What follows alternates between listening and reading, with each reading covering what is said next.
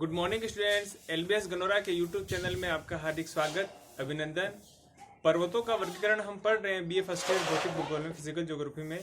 तो पर्वतों का जो तीसरा क्रम है, पर्वत निर्माण का घटना एवं काल के अनुसार पर्वतों का विभाजन, उसमें हमने वापस 4 भागों में विभाजित किया था।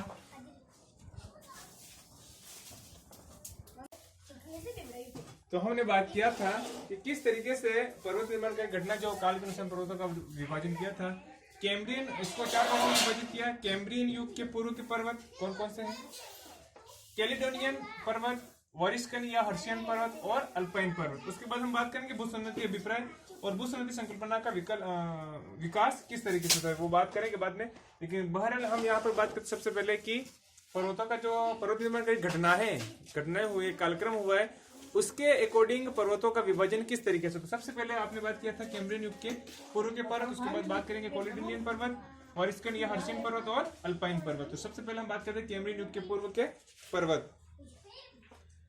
कैम्ब्रियन युग के पूर्व के पर्वत जो है, उसमें उत्तरी अमेरिका तथा ग्रेट ब्रिटेन के कई ऐसे उदाहरण पाए गए हैं। अमेरिका भूगर्भवेत्ताओं के अनुसार उत्तरी अमेरिका में ग्रेट लेक्स के चतुर्दिक प्री कैम्ब्रियन युग के 3 प्रमुख पर्वत निर्माण हुए हैं। नंबर 1 लॉरेशियन पर्वत, लॉरेशियन पर्वत। दूसरा है अल्गोमन पर्वत, अल्गोमन पर्वत। और जो तीसरा है वो है किला निरियन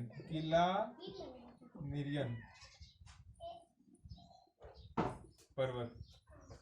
इन पर्वतों का निर्माण जो है वो कैम्ब्रियन युग के पूर्व के पर्वत के समय हुआ है।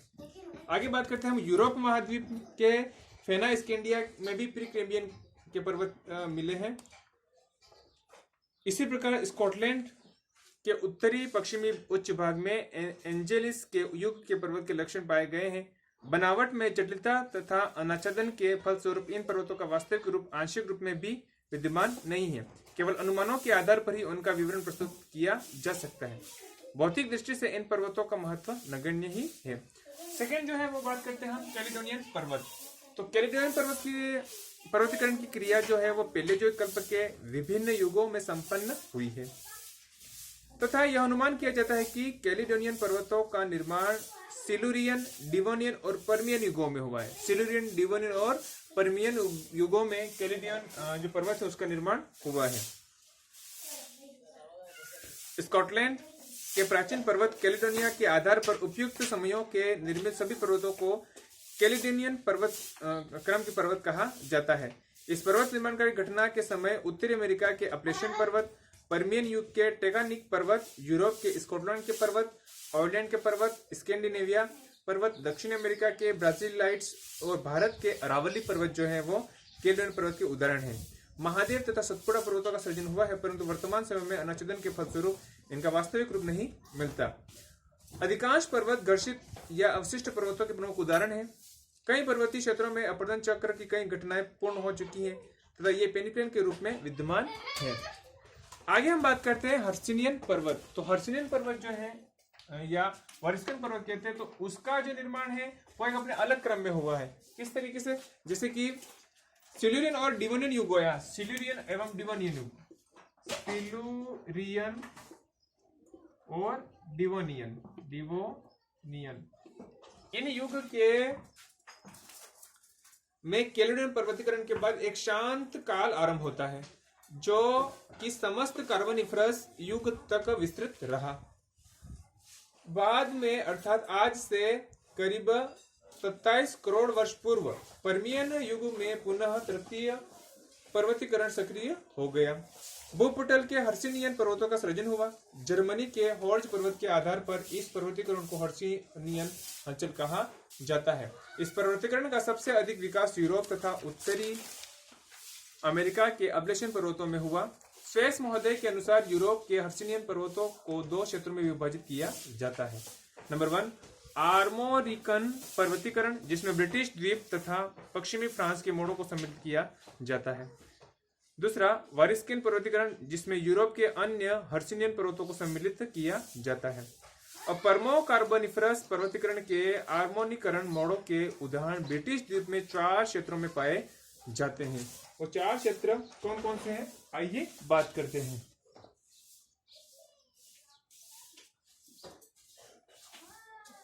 ब्रिटिश द्वीप के उत्तर और पश्चिम में कैलेडोनियन पर्वत के उत्तरी भाग में कैलेडोनियन मोड़दार पर्वतों के समानांतर वेल्स के मध्य भाग में होबी घाटी इस पर्वतीकरण का सर्वोच्च उदाहरण है।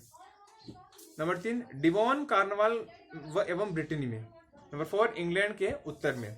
अब यूरोप में इसके उदाहरण आर्बेरियन महाप्रायद्वीप से लेकर आयरलैंड तक तथा स्पेनिश मेसेटा, फ्रांस के ब्रिटेनी, दक्षिणी वेल्स, कार्नवाल, मेडिव्स, पेरिस बेसिन के नीचे बेल्जियन कोयले के क्षेत्र, राइन मास, बोहेमियन पठार, वास्जेस तथा ब्लॉक फॉरेस्ट अवरोधी पर्वत, फ्रांस के मध्यवर्ती पठार, आल्प्स के आंतरिक भाग, सुरिंजेन वाल्ड, फ्रेंकेनवाल्ड पर्वत, डोनवाल्स, कोल क्षेत्र में यूराल पर्वत पाए जाते हैं। एशिया महाद्वीप में हम बात करें तो एशिया महाद्वीप के वॉल्स्कन पर्वतों में प्रमुख इस प्रकार हैं: अल्टाई, सयान, बेकाल, व्रतखंड, त्यानशान, खिंगन, जुगेरियन बेसिन, फरगना और तामिर बेसिन, नानशान, अलई एवं ट्रांस अलई आमूर बेसिन के पर्वत तथा मंगोलिया एवं गोबी के पर्वत आदि हैं।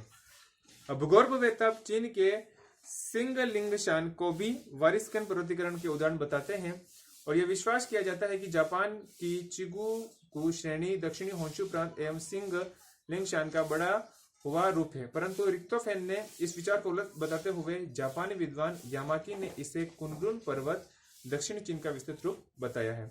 अब उत्तरी अमेरिका के अपलेशियन पर्वत हॉर्सिनर हलचल के प्रमुख पर्वत है, जिनका विस्तार उत्तर में सेंट लॉरेंस की घाटी से लेकर दक्षिण में मध्य अल्बामा तक 2000 मील यानी कि 3200 किलोमीटर की लंबाई में है। अपलेशियन पूर्व में अटलांटिक तटीय मैदान तथा पश्चिम में निम्न मैदान से आवृत है।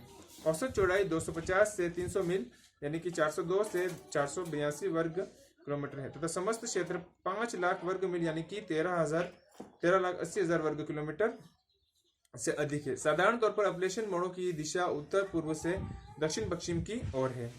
नंबर 4 अल्पाइन पर्वत। हर्सिनियन पर्वतीकरण के बाद एक शांत काल के पश्चात टर्शियन युग में पुनः चतुर्थ पर्वत निर्माणकारी घटना घटित हुई है, जिससे विश्व के वर्तमान उच्चतम एवं नवीनतम वलित पर्वतों का सृजन हुआ है।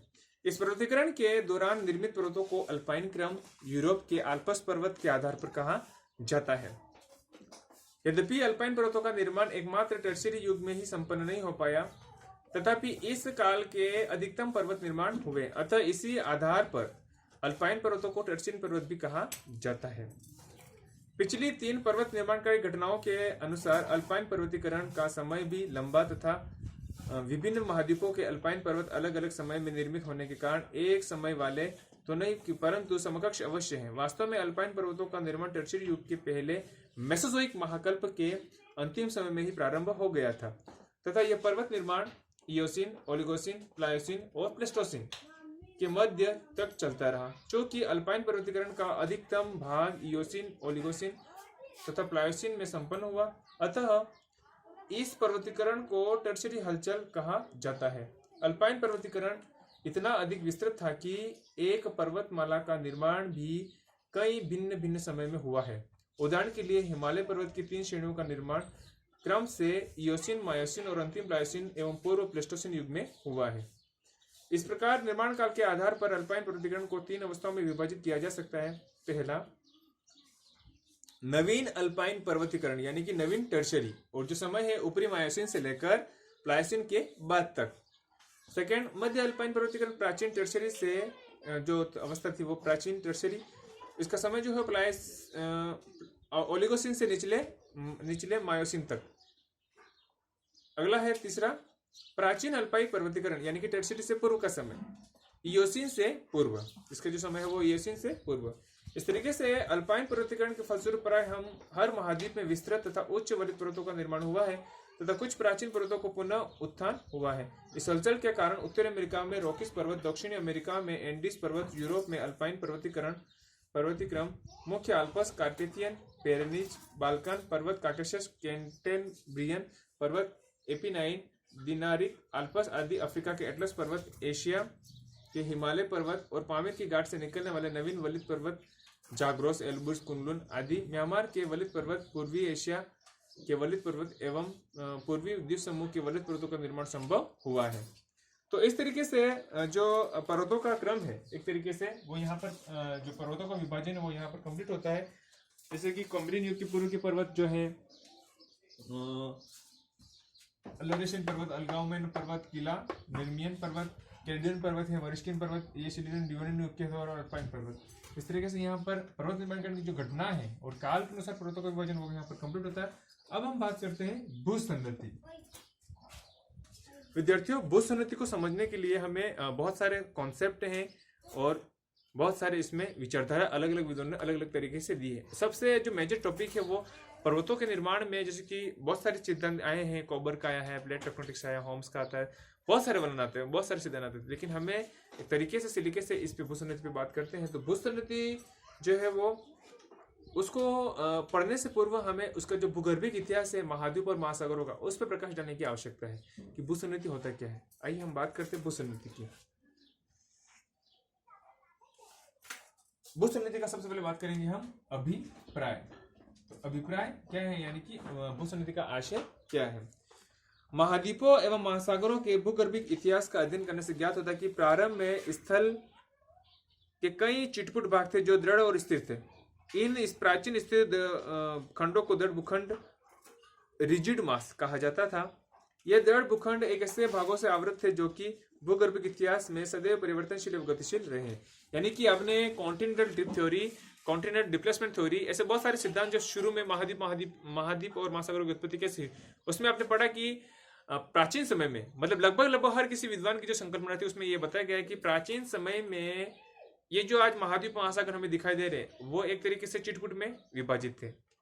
टर्शियन युग की बात करें या किसी और युग की बात करें, कार्बोनिफरस युग की बात करें, तो सभी जो स्थलखंड थे पहले तो वो एक थे, लेकिन कुछ समय के अंतराल में वो विभाजित होने गए, टूट फूट गए। जैसे दक्षिण अमेरिका का भाग और अफ्रीका का, इधर से हम बात करते हैं पश्चिमी यूएसए की, उत्तरी अमेरिका का पूर्वी भाग और यूरोप महाद्वीप का पश्चिमी भाग। ऐसे बहुत सारे कई ऐसे द्वीप थे जो समय के अंतराल में वो विभाजित हो गए और समय के अंतराल में वो वापस जुड़ भी गए। तो जुड़ने के फलस्वरूप जो मैंने बताया था कि यहाँ पर सर्वप्रथम जो स्थलखंड था वो यहाँ ऐसे पेंजिया में विभाजित था। तो पेंजियो को वापस में अंतर्जात बलों का कारण से, ज्वारीय शक्ति के कारण से ये जो बल था वो विभाजित हो जाता है। और यहाँ पर वेगनर ने महोदय ने बताया था कि ये जो भाग है वो पेंथालासा है।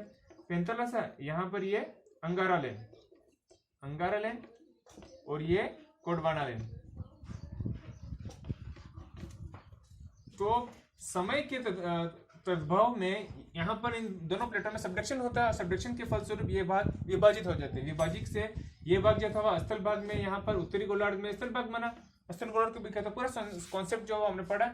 और उसके बाद ये सारे दृढ़ भूखंड जो थे वो विभाजित हो गए। यानी कि भूसंनति यहाँ पर ये जो पेंथालासा है, लोरेशिया का ये जो जलीय भाग है वो पेंथालासा यहाँ पर समझाने का जा रहा है कि जो जलीय भाग थे उसमें भूसंनति का कहीं ना कहीं प्रकोप, भूसंनति का एक प्रवेश होता है। तो इन प्राचीन दृढ़ भूखंडों को दृढ़ भूखंड कहा जाता था। ये दृढ़ भूखंड जल के ऐसे भागों से आवृत थे, यानी कि ये जो पेंजिया है वो जल के ऐसे आवृतों से घिरा था जो कि भूगर्भिक इतिहास में सदैव परिवर्तनशील एवं गतिशील रहा। यानी कि ये जो जलीय भाग है वो एक तरीके से गतिशील रहा है।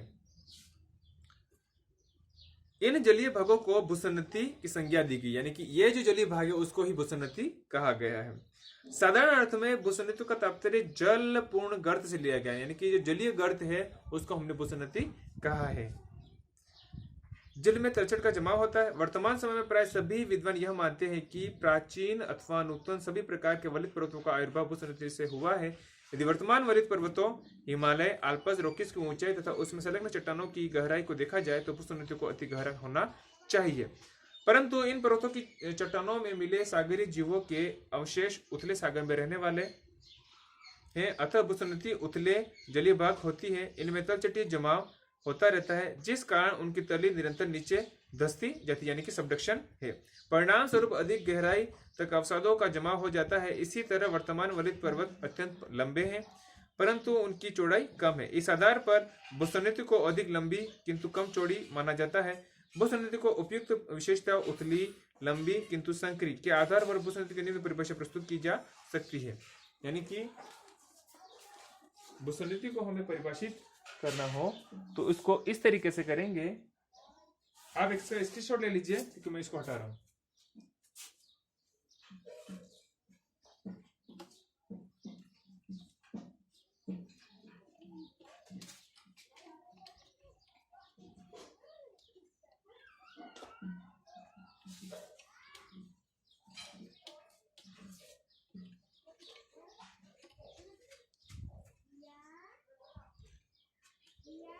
भूसंस्कृतियां परिभाषा है इसकी, भूसंस्कृतियां लंबे, संकरे तथा उथले, लंबे, संकरे तथा उथले जलीय भाग होती है, जलीय भाग होती है। इनमें तलछटी निक्षेप के साथ साथ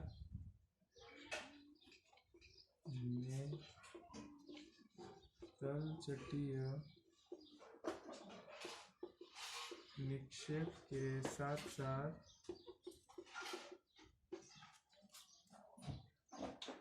तली में धसाव होता है, तली में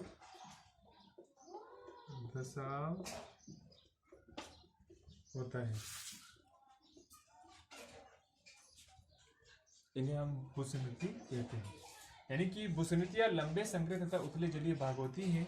इसमें तलछटी निक्षेप के साथ साथ तली में धसाव होता है। यानी कि जो तली उसमें गति से धसाव हो गया।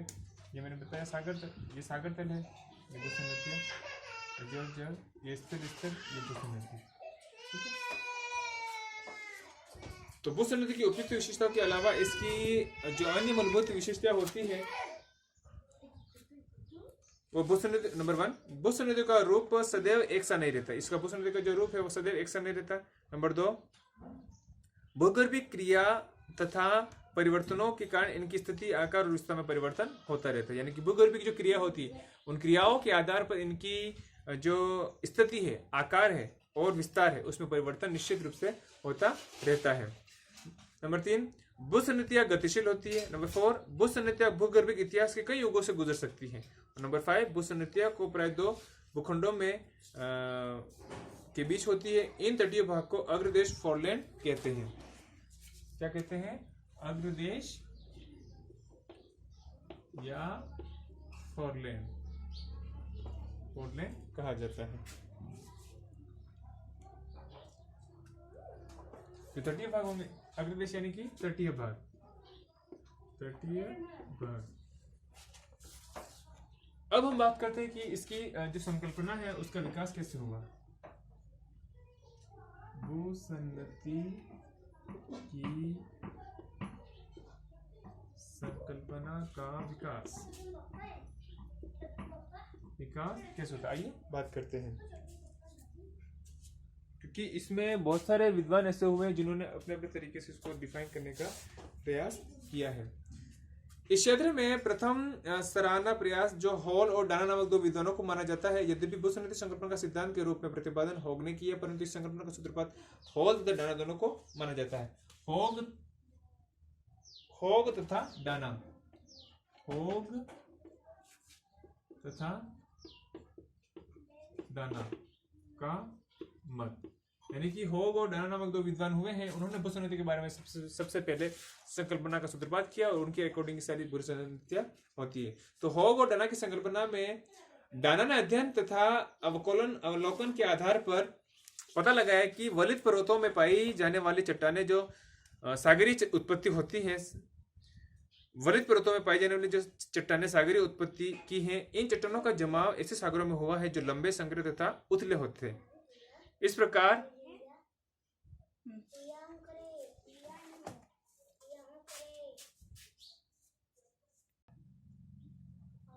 हॉग और डाना का मत था कि ये जो डाना ने अध्ययन तथा अवलोकन के आधार पर पता लगाया कि वलित पर्वतों में पाई जाने वाली जो चट्टानें हैं वो सागरीय उत्पत्ति की हैं। इन चट्टानों का जमाव ऐसे सागरों में हुआ है जो लंबे, संकरे तथा उथले थे। इस प्रकार के सागरों को लिए सर्वप्रथम डाना ने भूसंस्कृति नाम दिया था। यानी कि ये जो सागर थे उन सागरों के जो जमाव था लंबे, संग्रह तथा गहरे थे, उसके लिए जो डाना महोदय थे उन्होंने सर्वप्रथम नाम दिया था बुस्त नदी, और बताया कि बुस्त नदियां लंबे, संकरे तथा उथले एवं निरंतर दस्ती हुई सागरीय भाग होती हैं। यानी कि बुस्त नदियां जो होती है वो लंबे, सकरे, उथले तथा निरंतर धसती हुई सागरीय भाग होती हैं।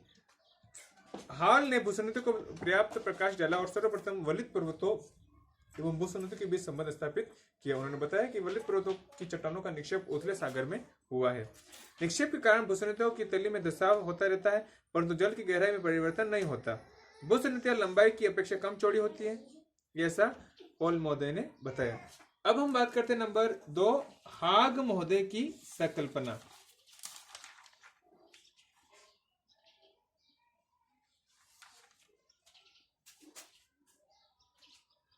विद्यार्थियों, हाग महोदय की जो संकल्पना है वो हम अगली क्लास में करेंगे। आज की क्लास में हम इतना ही पढ़ेंगे। आपने एलबीएस गोंधरा का यूट्यूब चैनल देखा, लाइक किया, सब्सक्राइब किया, इसके लिए आपको हृदय की गहराई से बहुत बहुत धन्यवाद। आपका दिन शुभ रहे।